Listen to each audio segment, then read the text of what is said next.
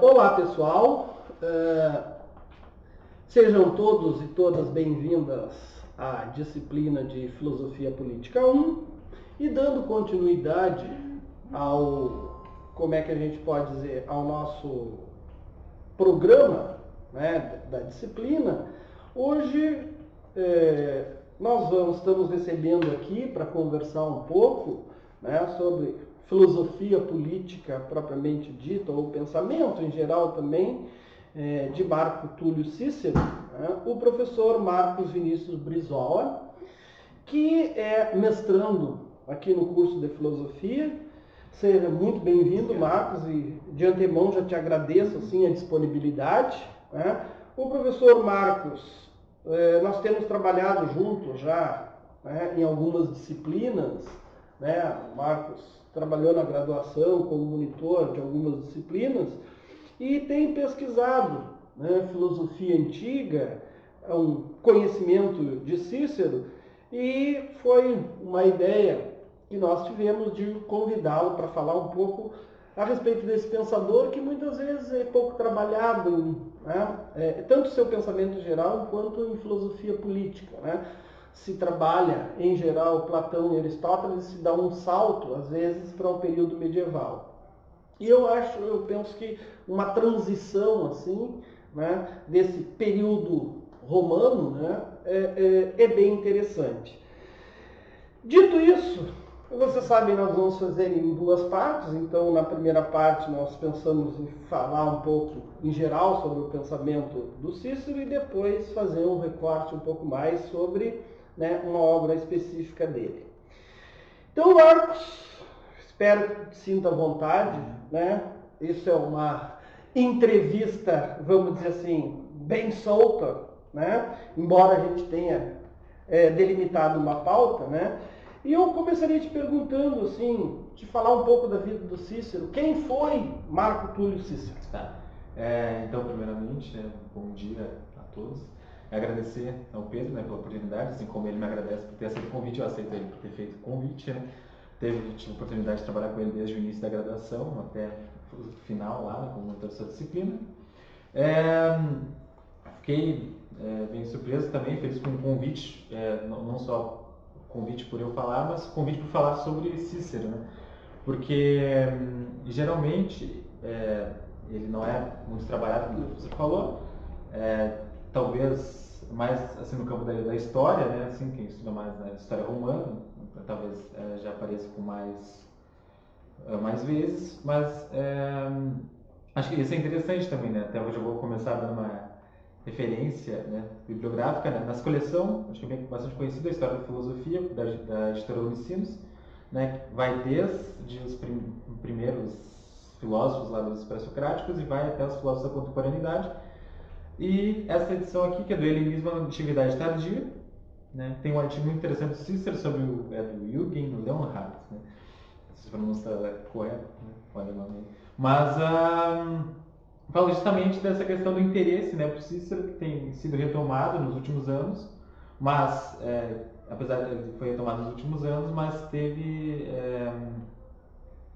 mas ele sempre foi um filósofo importante ao longo de toda a história da filosofia, tipo, até o século XVIII ainda ele era bastante estudado, até o século XIX.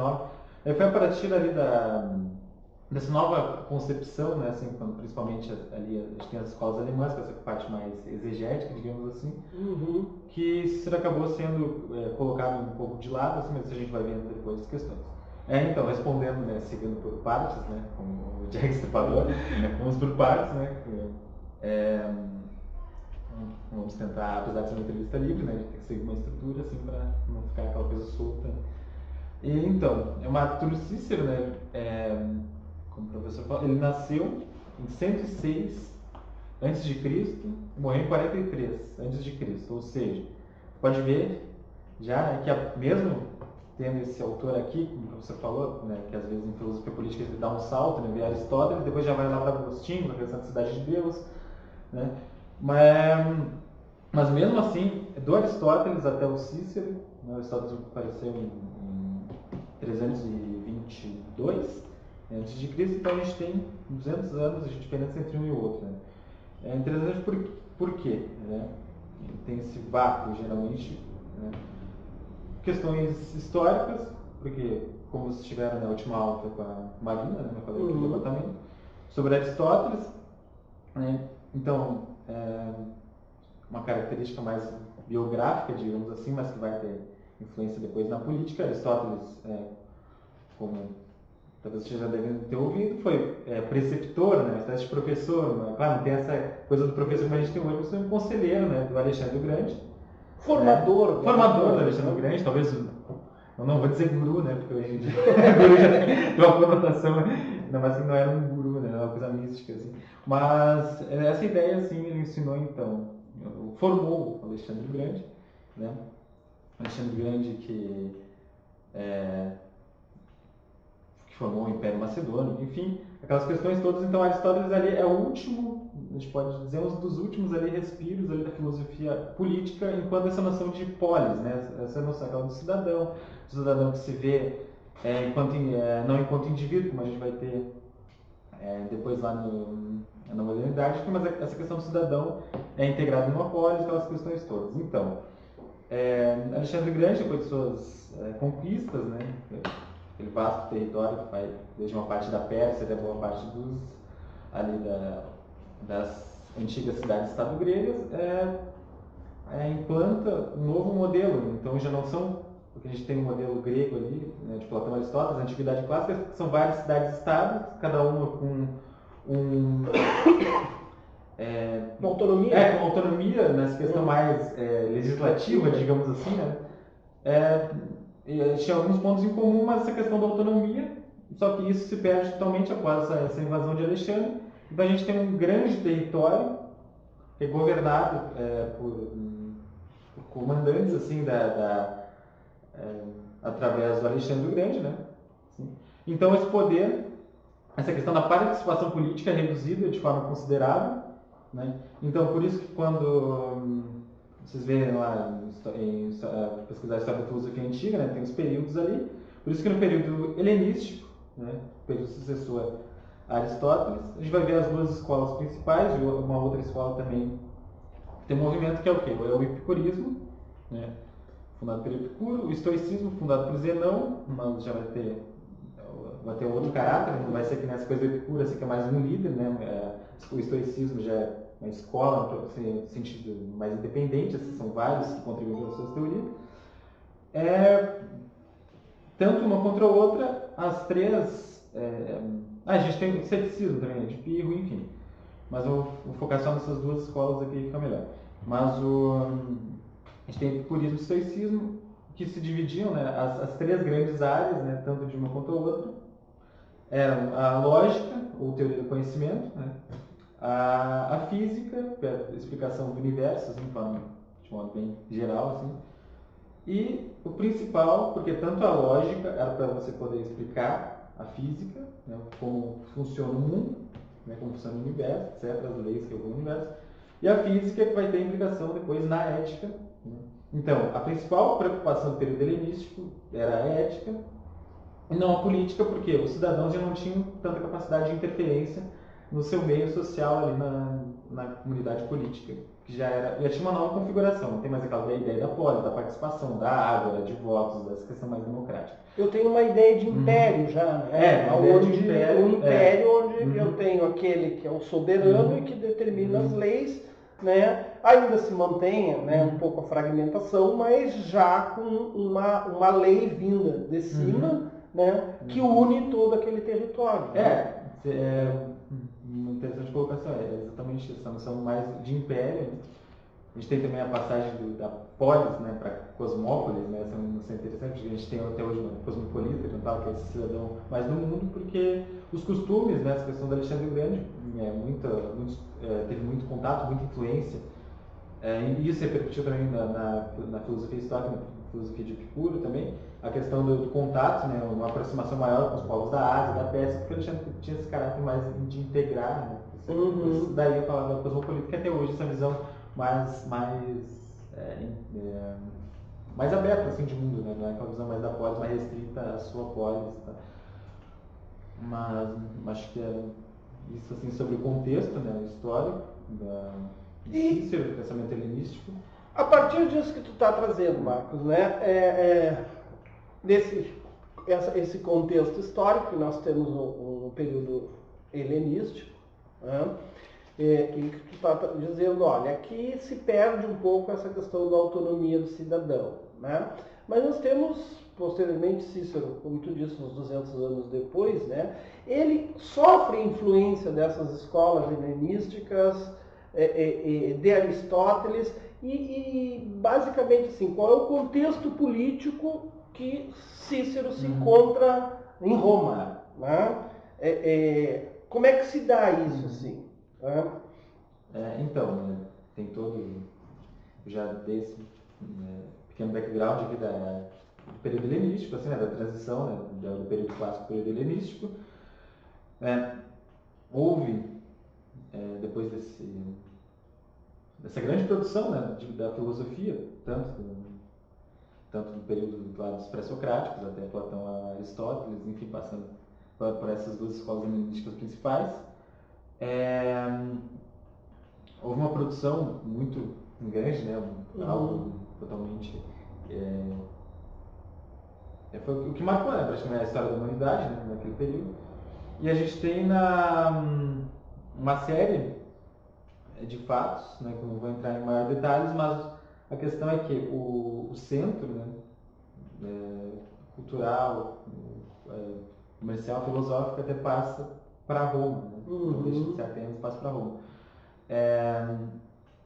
O momento político de Cícero, ele tem, por isso que é chamado às vezes quando você vai procurar, né, é difícil você colocar o Cícero em uma escola, assim, definir, né, porque tem certos aspectos, ele vai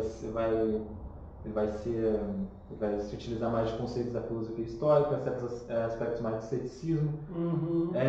Então, o período foi um período bastante conturbado, né, que ele viveu, ele foi no final foi ali no período da República Romana, né, um período extremamente complexo, de muita instabilidade política, e geralmente é nesses períodos, né, de instabilidade política que seguem os grandes pensadores, né, e isso até influenciou no próprio Cícero, né, porque ele exerceu vários cargos, né, no âmbito jurídico e político, né, em Roma, na verdade. Ele é de Arpino, mas é próximo ali a Roma, mas não é a mesma noção que a gente tem de cidade hoje, mas ele era um cidadão que a primeira escola que ele entrou em contato foi o epicurismo, mas ele tinha esse interesse, né, pela filosofia grega como toda a população romana na época. E isso vai se dar principalmente na guerra de Cartago, né? E onde tem essa assimilação, essa apropriação dos gregos, aliás, dos romanos pelos gregos, essa admiração. Que dá pra gente pensar assim, eu tenho, né, assim, fazendo um esboço, né, eu tenho uma autonomia e uma participação dos indivíduos, né, quando eu tenho a estrutura, né, das polis. Com Alexandre, eu tenho essa noção de império, onde eu tenho a determinação de uma lei que vem de cima, vamos dizer assim, onde o indivíduo ou o cidadão ele perde um pouco, né, essa autonomia. Com a queda de Alexandre, de novo há uma fragmentação e se transporta, né, tanto a questão econômica quanto cultural e mesmo quanto política para Roma, né, com a fragmentação do Império de Alexandre. Alexandre morre, né, como acontece, né, se fragmenta a coisa. E aí eu tenho Roma surgindo como, né, os romanos surgindo como uma grande força, vamos dizer, do Ocidente, enquanto aspectos econômicos, aspectos políticos, aspectos militares, né? E pelo que tu está dizendo, o Cícero está nessa passagem, né, desses anos de passagem de vários tipos de constituição, vamos dizer assim, ou de formas de governo, que é o esgotamento da República, né, que o período posterior vai ser o período do Império, né, com os Césares e tudo mais, né? Então ele nesse período se torna um cara importante, na medida em que, como tu disse, né, a guerra com Cartago, né, faz pelos romanos vencerem, mas também assimilam muito, né, dessas ideias. Eles colocam que das razões, né, dessa entra mais no campo da história, né, uma especulação, mas um dos motivos principalmente mais que preponderaram para a vitória de Roma foi justamente essa assimilação desse caráter grego, né, de assimilação em vários aspectos, a questão cultural, a questão de estratégia de guerra, os Tucídides, você vai ter relato da guerra do Peloponeso, você vai ter em Cícero, por exemplo, a influência do Tucídides, como eu já falei, mas de vários outros autores ali da Grécia Clássica, porque esse espírito de unidade também que a gente tinha na polis, tem muitos historiadores consideram que é o que vai ser predominante para primeiro na guerra contra Cartago e depois para o estabelecimento, né, de uma cultura romana, desse império romano, que foi um dos maiores. Entendeu? E uma questão que tu colocaste ali, né, eu acho que fica mais claro, assim, né, colocando cronologicamente, assim, linearmente. Né? Então a gente pode colocar assim, os momentos da filosofia, a gente situar melhor assim, no primeiro, o clássico, a gente partindo da filosofia da antiguidade clássica, a gente tem a noção da polis, como uma configuração, o plano de fundo que vai... o plano de fundo dos autores ali, a filosofia política. Depois do período helenístico a gente tem a cosmópolis, né? Então, ou seja, uma participação menor dos indivíduos, por isso as teorias mais voltadas para a ética. E nesse terceiro momento a gente tem a república, né? A gente falou, assim, essa noção de coisa pública, que depois a gente vai esmiuçar ali na segunda parte da entrevista, essa noção de república. Então, acho que esses três momentos têm que ficar ficando bem claros, assim, de modo mais linear. Polis, passagem da polis para cosmópolis e cosmópolis para república. Então, porque é meio que como uma forma de assimilação dos dois momentos. Porque ao mesmo tempo, na república, você precisa desse conhecimento da natureza, dessa visão do sábio, né? Porque no helenismo, né, isso como eu falei antes, é muito ressaltada a figura do sábio, né? Aquele que conhece. Só que, somado a isso, a essa figura do sábio, a gente tem essa participação política. Então, é meio como uma síntese, digamos assim. É um sábio que é preocupado com a ética, alguém que conhece a sua própria natureza. Isso a gente vai ver que aparece bastante nas obras de Cícero. Isso muito vinculado ao estoicismo também, essa ideia do sábio, mas que participa da política. E é por isso, né, que o Cícero é mais relutante, assim, era mais adverso à teoria epicurista. Né? O Epicuro próprio dizia que o homem sábio não deve, ele deve se eximir de questões políticas e tal, e o Cícero vai dizer que não, e justamente, talvez esse seja o fator preponderante para que o estoicismo seja a grande escola do período da República e posteriores ali, que mais vai ter influência depois sobre, enfim, Agostinho e tal. Essa questão de uma adaptação do pensamento. O pensamento estoico é mais facilmente adaptado a uma teoria política de Roma, por causa da configuração social de Roma. Há escritos, eu acho que o Reale faz uma referência a isso, né? Eu não tenho muita certeza, mas que o estoicismo se torna quase que como uma doutrina, vamos dizer assim, popular em Roma, né? No sentido talvez exatamente isso, porque ele se adapta melhor, né, a uma tendência política que se instala em Roma, né? Eu acho que a gente pode pegar um exemplo, né, porque o que a gente conhece mais do estoicismo, né, infelizmente, de citação direta, né, inclusive a gente conhece mais por citações indiretas, né, do livro Diógenes Laércio, a Vida e Doutrina dos Filósofos Ilustres, tem em PDF, se conseguem achar, assim, só citar a Vida e Doutrina dos Filósofos Ilustres.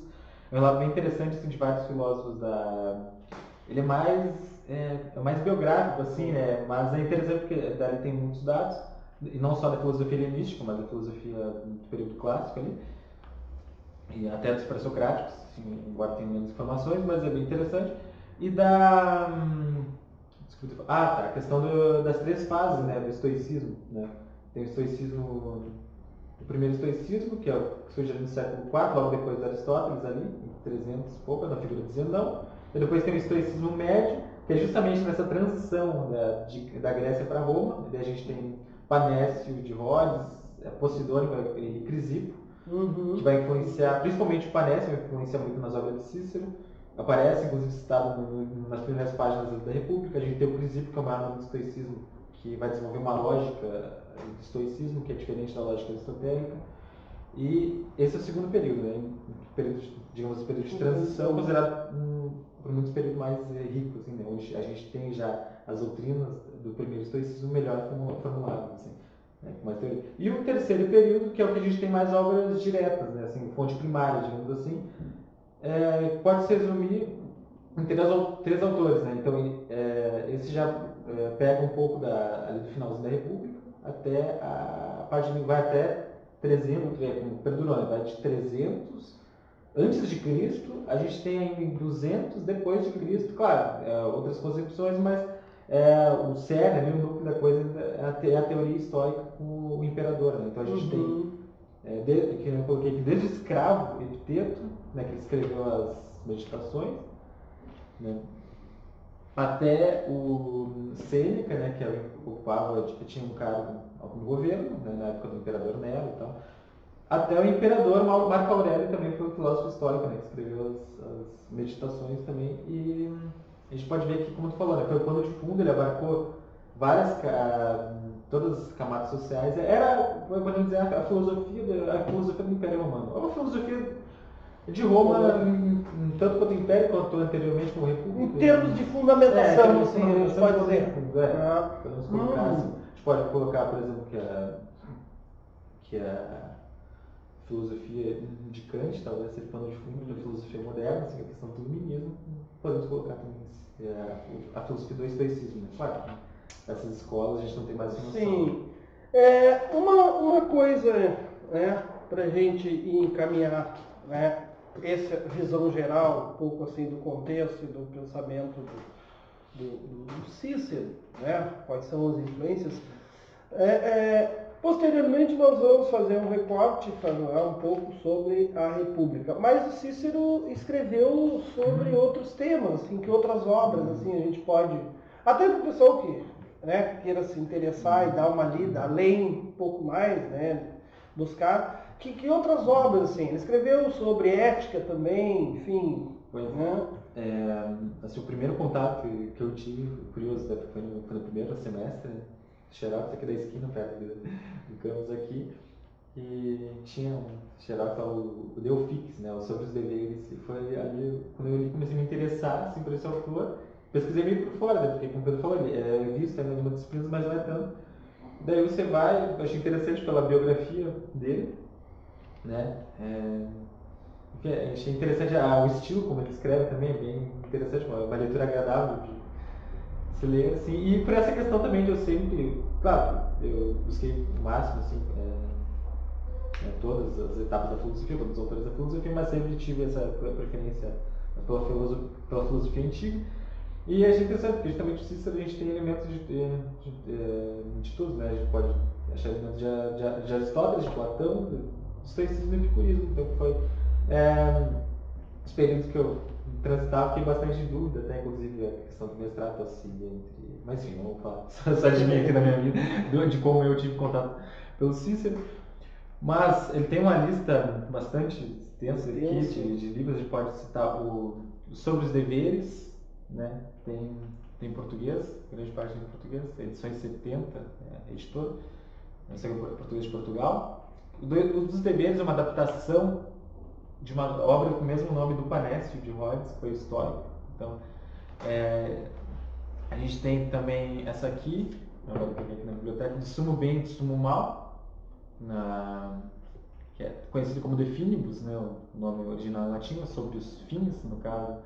Essa questão é mais, acho que aqui está o mais interessante, assim, para quem vai conhecer, quer conhecer mais o pensamento helenístico, né, em si, porque aqui é escrito em forma de diálogo, claro, é diferente dos diálogos platônicos, né, onde a interlocução é maior, um fala, o outro já fala, um fala, o outro já fala. Não, aqui não, alguém faz um relato assim, maior, assim, e depois alguém vai lá e faz outro relato maior. Então, acho que nesse sentido também mais tranquilo se a gente fosse pegar a teoria dos personagens do que de Platão, porque é coisa mais da dialética, você tem que ir construindo a tese aos poucos, né? Ali já está a tese bem clara, tese, depois contra-tese, etc.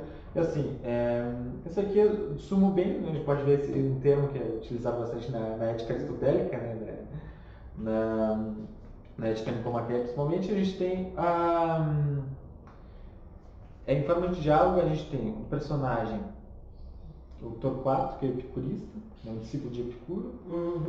Que provavelmente sirva como um contraponto, né? E é o primeiro que expõe essa teoria lá sobre o hedonismo, então, sobre a teoria dos prazeres, né? Pelos prazeres, né? A vida é de acordo com a natureza. Depois a gente tem o discurso no terceiro livro tem o discurso do Cato Júnior, que é um histórico. Então, esses dois, eles vão... Só que daí o Cato Júnior é o representante do estoicismo, ele vai apelar mais para a questão das virtudes, né, desse sentido forte, sentido histórico, que até, vamos dizer, que a saúde é indiferente, porque o que importa mesmo é a virtude. Só que daí no final tem um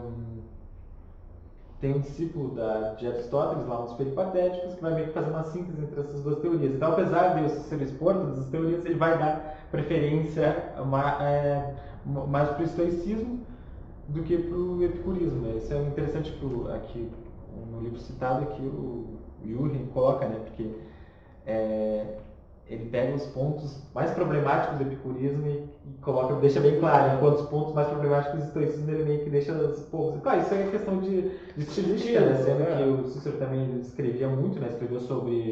Escreveu o De Oratório, sobre a oração, sobre a oratória, né? Sobre a adivinhação, sempre com essa preocupação política, porque era um momento que claro, com essa estabilidade política, isso a gente pode trazer para os dias de hoje também. A gente tem uma tendência a acreditar mais, a jogar nossos problemas no plano místico, né, digamos assim. Né? Quanto mais estável é uma sociedade, uma constituição, uma forma de governo, a gente tende sempre a lançar mais ao supra-sensível, não, ao transcendental, digamos, nesse sentido assim, nesse sentido mais religioso, etc. E o Cícero preocupado com isso, porque ele via que os problemas da República a gente resolve aqui, né? A gente resolve, por isso que ele vai dizer também que escrever é um ato útil à República, né? Então, porque a gente resolve os problemas da República conhecendo suas formas de governo, a gente conhecendo a natureza humana, então é desse jeito que a gente conhece, então não apelando a uma instância, né, de outra questão, isso deveria ser reduzido mais ao privado. Então, como ele vê que essa questão das adivinhações e tal estava tomando conta ali daquele período mais instável ali de Roma, ele escreve sobre a adivinhação, meio que criticando, né? Assim, ele escreve sobre de fato também, que é questões mais associadas ao determinismo, que eu trabalho lá em Aristóteles, determinismo, responsabilidade moral, sobre a amizade, sobre a velhice. O estoicismo até se prestaria mais a um salto místico do que o epicurismo, né? Pois é. Porque, é claro, eu não vou entrar...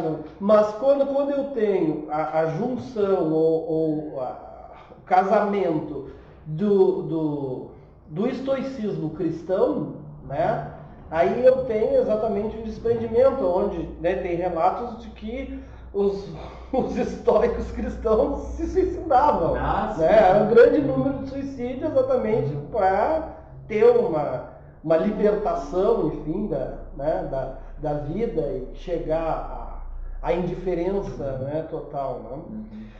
Bueno, eu acho que a gente pode encerrar esse primeiro bloco, né, agradecendo o Marcos, né, e voltamos, né, a seguir no nosso próximo encontro, né, trazendo um pouco novamente esse pensamento do Cícero, mas talvez já focado para um recorte de uma obra mais pontual, que é o da República. Marcos, por enquanto, muito obrigado e vocês tenham, né, uma boa semana até o nosso próximo encontro.